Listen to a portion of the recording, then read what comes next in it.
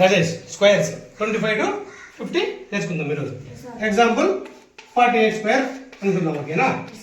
48 square difference తీసుకోవాలి. 50 base తీసుకోవాలి. Base తీసుకుంటే 50కి 48కి డిఫరెన్స్ ఎంత? 2 ని స్క్వేర్ చేసి ఇక్కడ రాసేది. 2 స్క్వేర్ ఎంత? 04. అర్థమైందా? ఇప్పుడు 48 డిఫరెన్స్ ఎంత ఉంది? 2 కదా.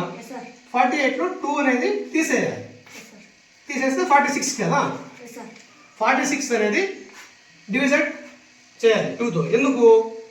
50 కదా బేస్ తీసుకున్నది. 100 అయితే మనం చేయాల్సిన అవసరం లేదు. 50 కాబట్టి 100లో హాఫ్ 50 కదా, అందుకు హాఫ్ చేయాలి. దీంట్లో 2 1 జా 2 2 జా 4 2 3 జా. ఆన్సర్ ఎంత? 23 04 అనేది ఆన్సర్. 48 స్క్వేర్. నెక్స్ట్ వన్ ఏది? ఏదైనా 39 స్క్వేర్ తీసుకోండి. బేస్ 50 కదా. 50కి 39 డిఫరెన్స్ ఎంత? 11 కాబట్టి 11 స్క్వేర్ ఎంత? 121. Very good. ఇప్పుడు 39 కదా, 11 కదా డిఫరెన్స్. 11 తీసేయాలి. 9 పోతే 8. 2 కదా, 28. మళ్ళీ దీన్ని ఏం చేయాలి? డివైడ్ బై 2 చేయాలి. 2 1 జా 2 1 జా 2 2 4 జా 8. ఎంత ఆన్సర్? 14 కదా. ఇక్కడ 5 డిజిట్ కదా, ఓన్లీ 4 డిజిట్ మాత్రం ఉండాలి స్క్వేర్స్ వచ్చినప్పుడు. ఓకేనా? ఈ 1 అనేది దీనికి యాడ్ చేయాలి. అర్థమైందా?